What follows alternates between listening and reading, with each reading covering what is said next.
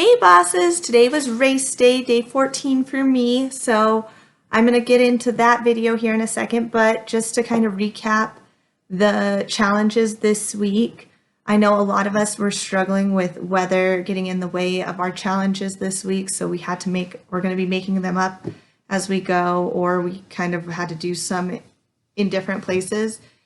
And I had to do that this week, and I did 15 a little early, and I can kind of see now where Fallon was coming from when she said a good chunk of you are going to fall off after 15, because 15 is a hard one. It is rough. It made me come to some realizations, and I came into my husband and I was like, I spent the $40 and I just want to quit, and I don't want to do this anymore, and I'm not doing well enough in here, and I'm not doing good enough. And he looked at me and said, well, then do better, which was so true. So if you're not doing well enough, you need to do better. And that's what I'm going to take into this week, going into my training with my colt. We kind of had a backslide with my bay colt. And we ended up not getting any videos of my yellow colt, and my yellow colt has made a good stride forward. So it was upsetting not to have any videos, but I'm going to still talk a little bit about what's been going on with him as we kind of go over some of the just patterns and exercises that I did with him this week, which I didn't get to ride either one of them that much this week because of the weather. And I just didn't want to stress their bodies out. So that could be a little bit of what it's affecting our run today. So let's go ahead and watch these videos. So last week we had a run of 20.6, which is a huge improvement from our initial time, but we have a goal of 19.7. You can see that the first barrel, I came to the horn way too soon, which made him shut down and then scotch. Then going into the second barrel, we actually finished that really well compared to last week. However, this time he never even rated at the third barrel, which was kind of disappointing because I was kind of trusting him to go ahead and stop. We ended up with a 22.9 with a goal time of 19.2. But you can kind of see at that first barrel, I went to the horn really soon, so he went ahead and sucked up to shut down to turn that barrel. But then I kept asking him to go on, so he was just like, what do I do? So then whenever I went to sit down again, he was like, oh, do you really want me to turn here? And so he did. He went ahead and turned it and actually did really well. The second, when watching the video, looks so much better than it felt. It felt like it was wide on the backside, but when I'm watching the video, it doesn't look nearly as wide as it felt. Third, I think I might have confused him there on first, where I sat down way too soon. And on third, I sent him all the way to third, and then I did feel I know that I felt myself sit there, and I held my hand there, trusting that he would go ahead and turn it, and then he kind of just blew on past it, which I'm a little bit attributing to me confusing him on first. And when you're riding a colt and you're not clear in your cues, it confuses them. So, and him being a 4-year-old, I needed to be extremely clear in that ask.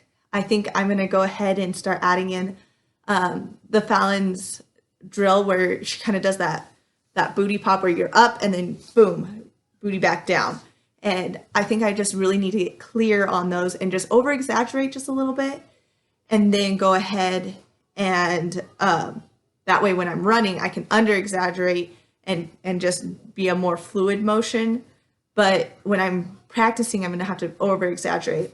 So when I got back to the truck, and I wrote it on a bill because that's what we had sitting in the truck. But for him, what we're going to work on this, what I wasn't extremely happy with was rating third. We really need to work on rating third, which I saw that yesterday too, which if you watch my day 12, because, I had to switch them up a little bit. If you watch my day 12, you could see that I had that same issue yesterday. I thought that in my mind I had thought about it and was going to be clear on it, but obviously I didn't think on it enough, and I didn't have it well enough thought out. So I'm hoping to work on rating third. I'm going to work on finishing the barrels. So I'm going to go ahead and keep doing the overturn drill, which I have been pretty consistent on the overturn drill the week before, but with the snow and stuff, we didn't get to hit that overturn drill nearly as much as I would like to. I'm going to go check out Fallon's videos on the first 30 days on barrels.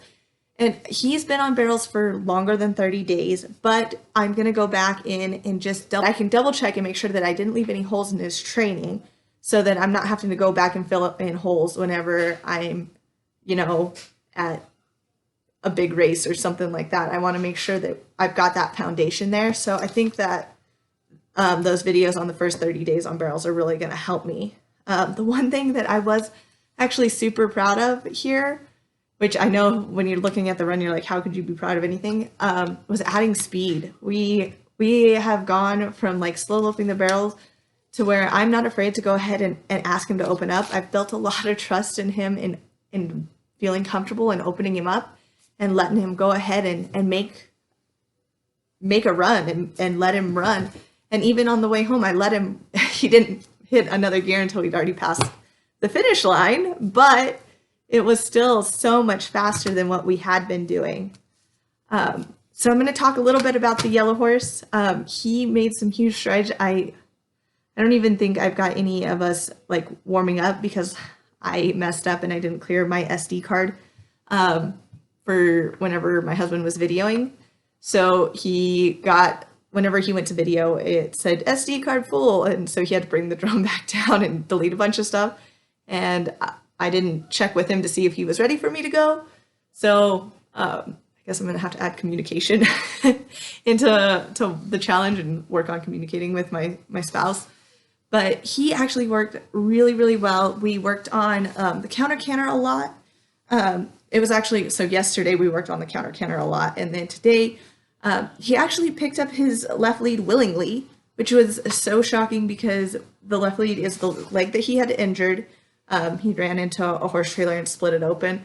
And so the left lead is something that we've been working on, and he picked it up willingly, which was awesome.